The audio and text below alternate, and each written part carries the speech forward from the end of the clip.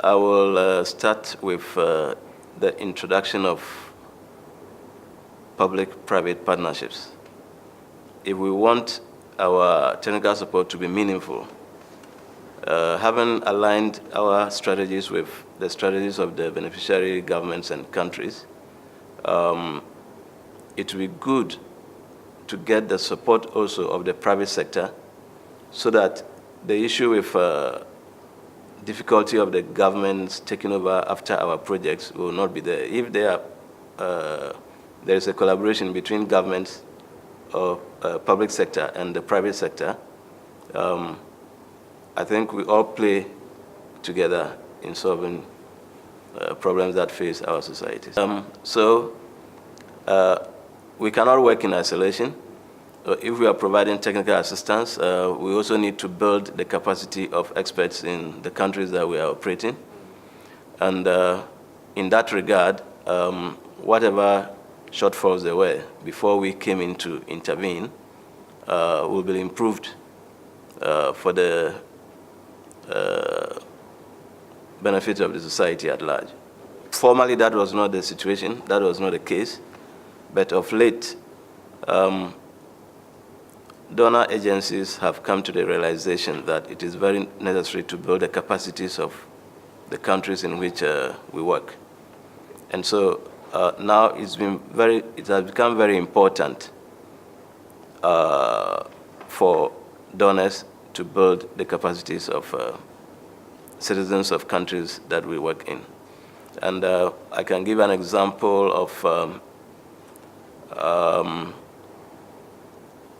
building the capacity of regional institutions like the West Africa Health Organization, which already has its experts, but not in all areas.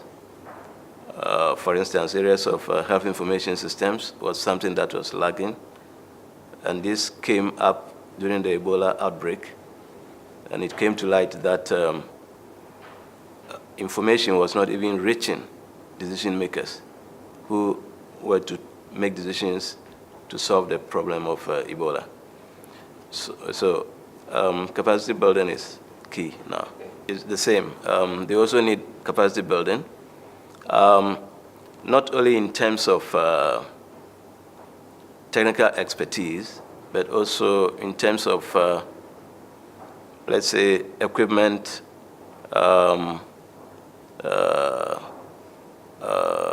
and other budgetary needs. Okay, we should continue doing what we are doing, but then we should also encourage the benefiting countries to play a very active role in trying as much as possible to allocate some budgetary lines towards the building of the capacity of their experts, and not only in capacity building, but in all other areas. Because if the government has a need, and for them to be able to solve that need, there is lack of finance, there is no way they are going to be able to solve that need. So there should be that conscious effort of governments to allocate at least a certain percentage of their budget, annual budget, to things that they need should be reinforced.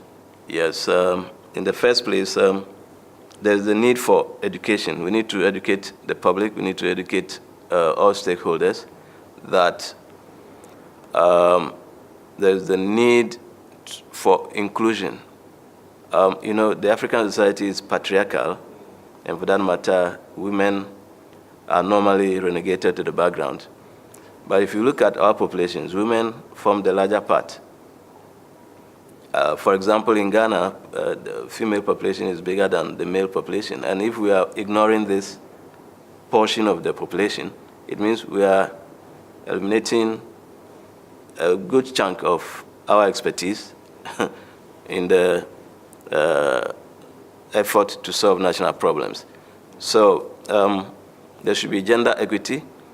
There shouldn't be discrimination among people because of their gender. And then everybody must be brought on board. to help solve the problems of our societies. More or less, because when you have done that for a while, you do develop that expertise. I mean, that's the reality. A single consultant may not have that broad skills base. They may be specialized in a particular area. So they may not even have, and two, you do need that quality assurance of the consultant's work itself. And you do need someone that can assist the consultant to navigate, some of the obstacles that the client, that may be there with the client, without them taking time away from their core activity. Sometimes we go in as consultants in country and nothing is in place. They've not prepared anything for you. Interviews have not been done. The logistics are not in place. And all of that really, if you have an institution, even if you're a freelance consultant, if you have an institutionalized, base or another institution that can do that for you, it allows you to focus on your core activities, because that takes time. Navigating those, issues, obstacles in the, service provision does take time. So, yes, in a sense, really, I find that works a lot better when either you work with, colleagues that take care of the admin and logistics, or when you work through an institution that has that institutional capacity. I personally believe that there is a need to build the capacity of consultants. My personal experience, having worked as a consultant for almost 30 years now, was that I benefited greatly when I worked with institutions like the Technical Support Facility in Eastern Southern Africa during the Global Fund trainings, being trained on Global Fund mechanisms. Having an institution that actually engages all of you as consultants and builds your capacity does add value to the consultant and increases their expertise. And I think we don't have enough of that as consultants. We have our specialities and we go in and we work with that. But what about the other softer skills of consulting, the negotiating skills, understanding the political landscapes and navigating those, how to enter into an assignment and how to withdraw when an assignment is not working well. Those are skills that, some of us have had to build on our own, read books or something. But there are not very many opportunities where you can actually go, or forums where you can actually go to and be able to learn from others, to develop. And it becomes almost a very solitary profession. You're always on your own. You're going in and out of countries and you're delivering. And you don't have that broader perspective of what could be done better. In the same way that countries have country visits when they're implementing programs and learn from each other, consultants really would benefit greatly if they had more forums where they could learn from one another about how to do the consulting function itself, about understanding certain country contexts, about getting the work delivered or navigating obstacles in an assignment. Those are some of those soft skills that even consultants just need to learn. Yes, sure. So how do TS recipients, investors, and implementers drive meaningful change in TS? I think that the first thing is dialogue between them. The main recipients of TS are national governments. So there should be much more dialogue between them and maybe their portal of consultants. They should start to engage in more meaningful, discussions. And as I said, with technology, this is just a webinar that they can do. It doesn't need to be extremely expensive. They can just get, consultants on their portal onto a webinar to try and get a sense of how best they, as recipients of technical support, can make it possible for, providers, service providers, to provide meaningful support. Because you can fail in your mission if they make it difficult for you to succeed. So then it defeats the purpose of having you in the country or in the institution to provide the service. So I think there should be a lot more meaningful dialogue. The only time most clients engage with the consultants is when they, or technical support providers, is when they need specific technical support. By that time, they've already defined everything, they've developed terms of reference, they've just put out a request for proposals.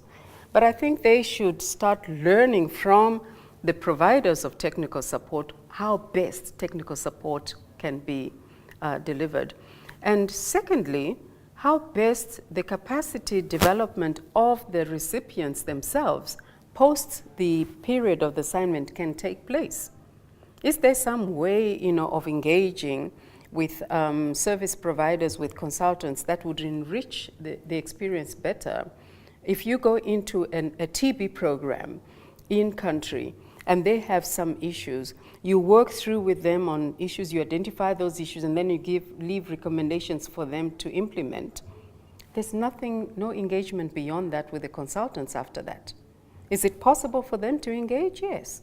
They have now recommendations. They can continue to engage, with the consultants to ensure that they do build the capacity of the TB specialists in country to implement those recommendations and, effect change. So the first step is really meaningful dialogue between countries and technical support providers, consultants, freelance consultants. They should really start creating some forums, some, dialogue.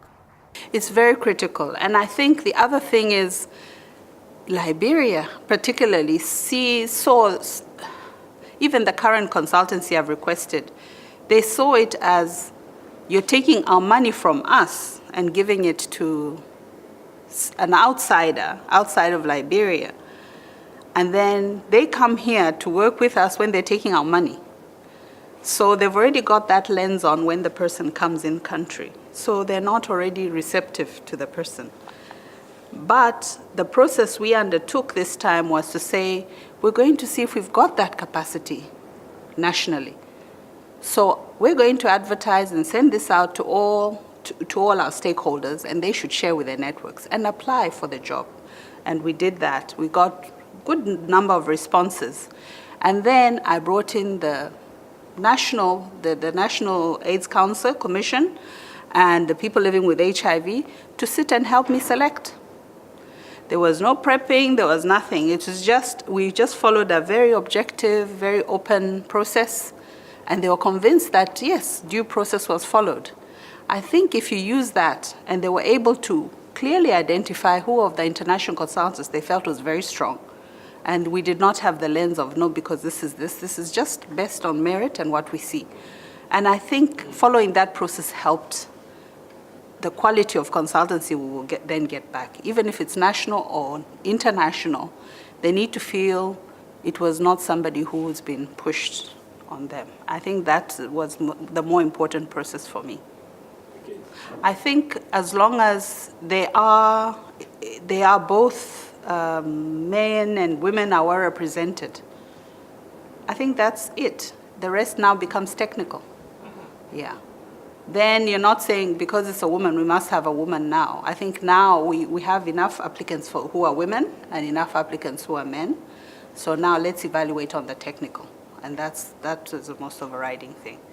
But we try to build the capacity as much as we can in country. So but capacity it's important because we find the gender balance comes up because the women are probably more disadvantaged in a country like Liberia. They just have less education. They have less, So it's difficult to compete with the men, and so we have to look back and see how can we start building capacity. That's more of a long-term agenda, but it's a disadvantage. What I'd suggest is we do a capacity assessment to actually find out how that's what we'd advised for Liberia, that we need civil society capacity assessment. We need like a minimum standard, because if you are not literate and you can't write, you can't spell, then you're already starting at a very challenging level. For you to write up reports and document and engage people, it's difficult. So really, for us in Liberia, the capacity assessment is important. And then the civil society will understand better what where they're falling short and where they need to build themselves up to reach.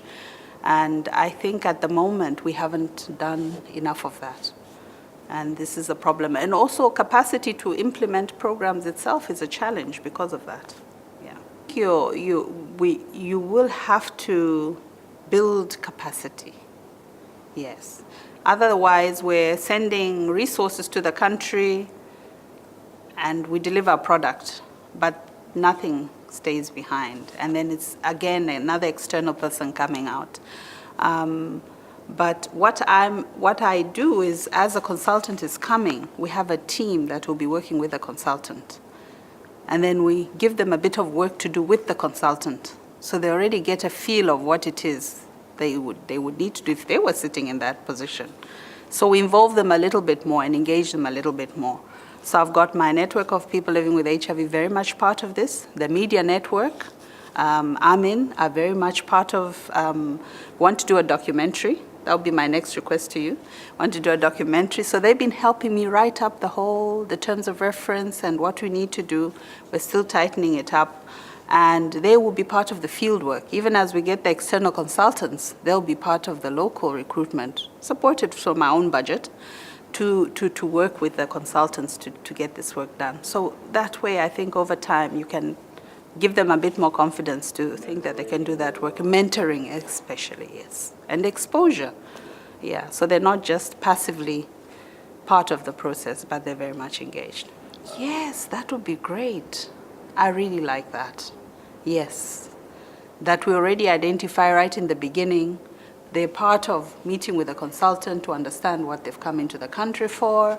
And then in the middle, as we evaluate, report back, they're also there. And then in the field work, they're there. And then at the end, when you start to summarize and do a feedback, or you have concluded my project, they're also there. They actually don't have that exposure. So they don't really understand what it means. They're thinking of the money, but I don't think they understand the amount of work and the capacity to do the work that is needed. Yeah. Okay. Thank you. Would you have something to add to these 3 questions? Actually, the only thing I would say is I'm really enjoying being in this region. Yes, and I really look forward to working with you.